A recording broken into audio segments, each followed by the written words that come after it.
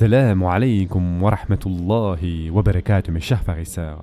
Avant de commencer l'épisode d'aujourd'hui, n'oublions pas que nous sommes la 27e nuit, donc profitez un maximum de cette nuit-là, mes chers frères et sœurs. Essayez de veiller toute la nuit. Essayez donc de faire vos ibadat, de rattraper vos prières, de lire le Coran, faire de dhikr. Essayez vraiment de passer cette nuit en adoration, mes chers frères et sœurs en islam. Ceci étant dit, le khoulouk d'aujourd'hui, dont nous allons aborder, et on l'a réservé exprès donc pour la 27e nuit, il aurait dû être parmi les tout premiers, voire le tout premier, car le khoulouk d'aujourd'hui est vraiment, s'il y en avait vraiment une qui surplombe toutes les autres khoulouks, tous les autres ahlaq si vous voulez, s'il y avait vraiment une seule caractéristique définissante qui est vraiment la numéro 1 de toutes les qualités du croyant, en ce qui concerne son tempérament, en ce qui concerne ses interactions, c'est bien celle d'aujourd'hui, c'est le karam, c'est-à-dire la générosité. Le fait de donner librement, donner sans rien attendre en retour, donner tout ce qu'il aime, ce qui lui est cher et précieux, à des gens qu'il ne connaît peut-être même pas. Mes chers frères et sœurs en islam, Allah Azza wa Jal loue les Ansar, c'est-à-dire les habitants de Médine, avec le plus grand éloge dans le Coran. Pourquoi ? Qu'ont-ils fait les Ansar ?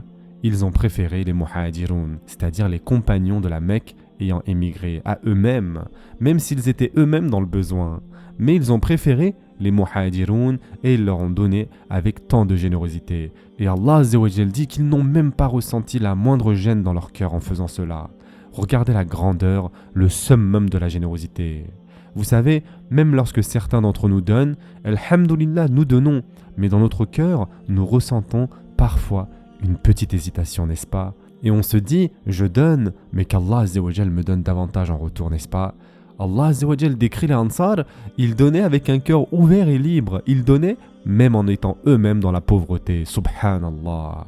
Deux caractéristiques donc démontrent combien Allah Azza wa Jal aime la générosité. Tout d'abord, premièrement, c'est de donner librement, du fond du cœur. Deuxièmement, donner même ce qui nous est le plus cher. Parce que soyons honnêtes, c'est facile de donner quelque chose auquel on n'y tient pas. Mais donner quelque chose qui nous est cher, là c'est beaucoup plus difficile. Et Allah Azza wa Jal dit dans le Coran, vous n'atteindrez la vraie piété que si vous faites largesse de ce que vous chérissez. Tout ce dont vous faites largesse, Allah le sait certainement bien. Surat Al-Imran, verset 92. Yani Allah Azza wa Jal nous dit clairement, ce que vous aimez, vous devez le donner aux autres aussi. Et Allah subhanahu wa ta'ala loue les croyants dans le Coran.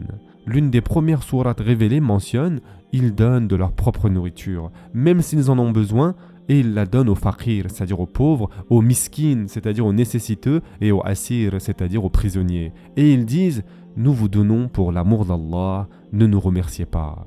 Nous ne voulons ni récompense, ni reconnaissance. Subhanallah.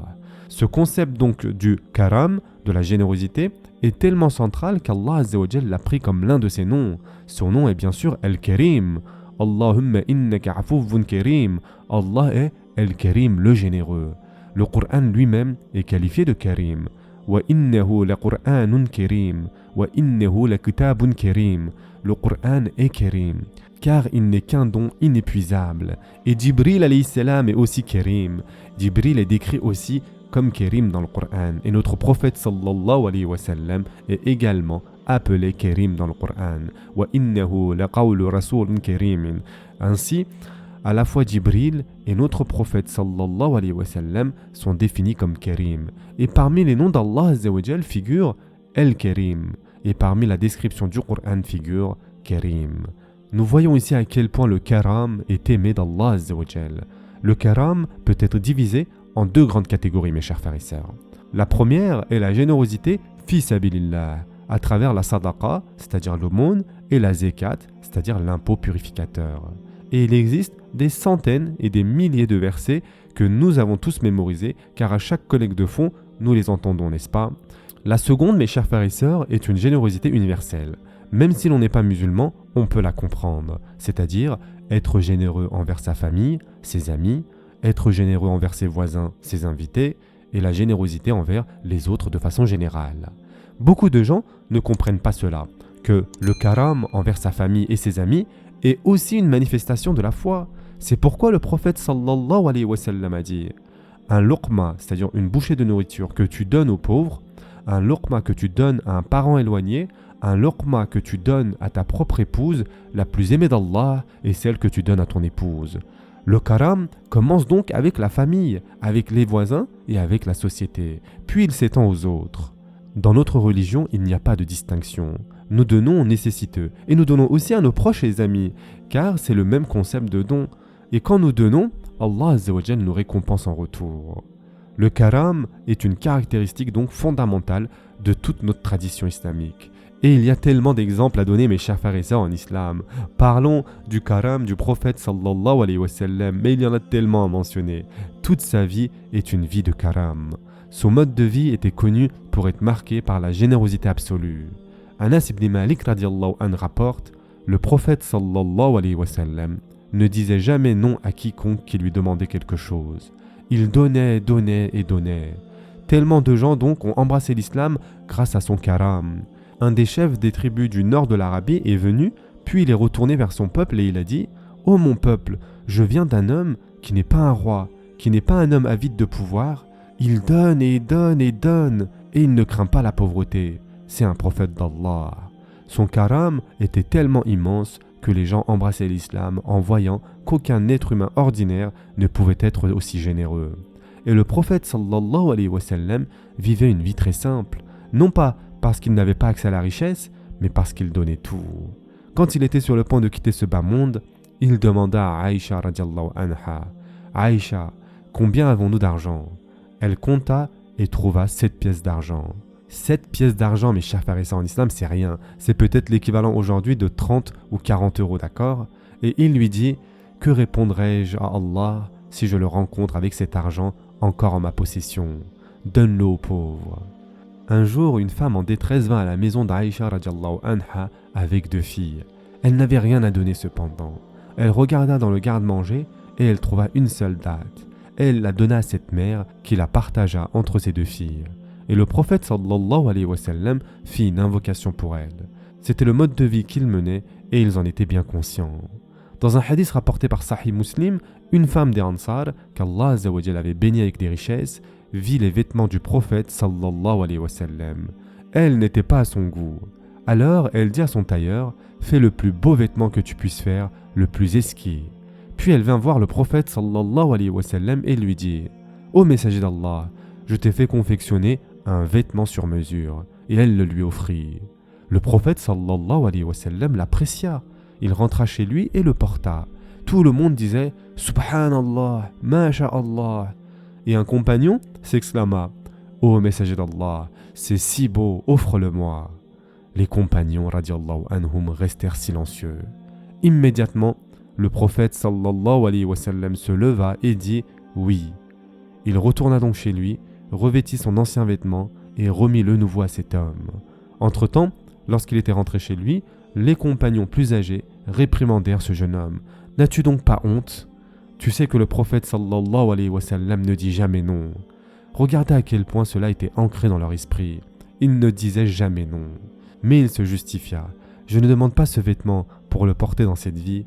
Je veux l'utiliser comme mon linceul afin d'obtenir l'intercession du prophète sallallahu alayhi wa sallam le jour du jugement. » C'était son excuse. « Je ne veux pas le porter en ce bas monde, je veux être enveloppé dedans après ma mort. » Et en effet, il le garda sans jamais le porter.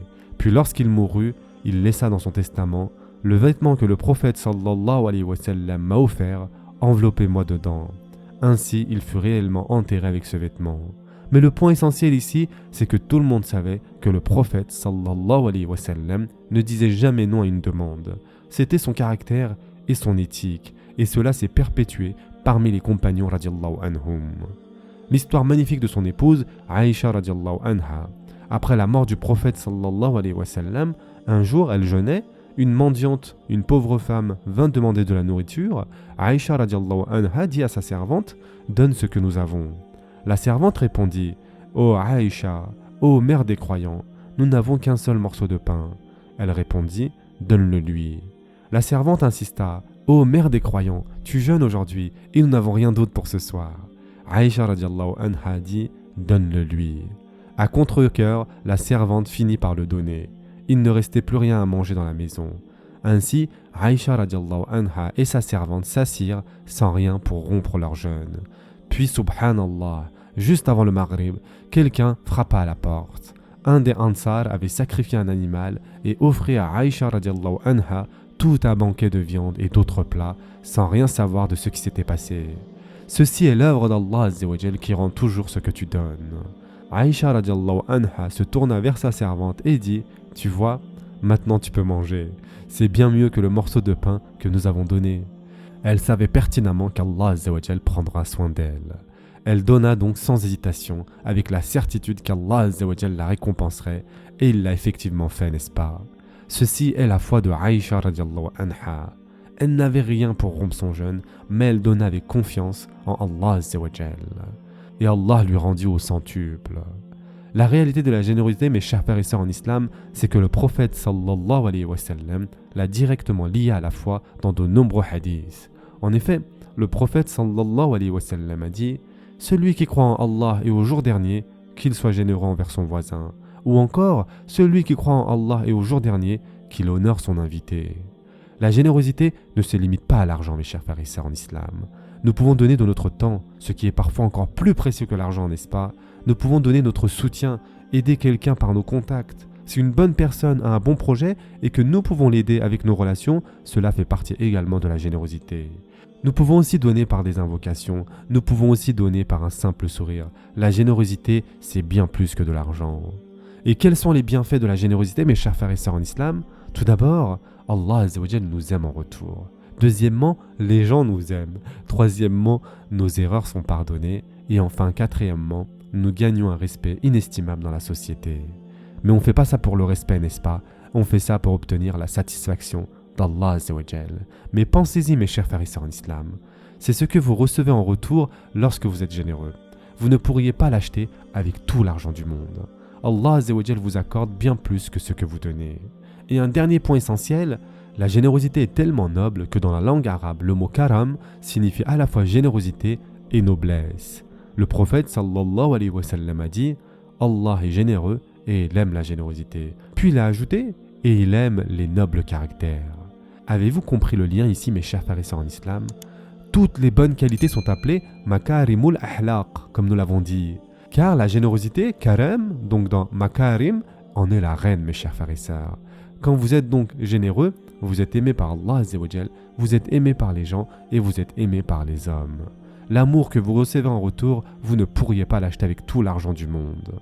Alors, mes chers frères et sœurs en islam, soyez généreux. Soyez généreux pour Allah Azza wa Jal et soyez généreux envers l'humanité.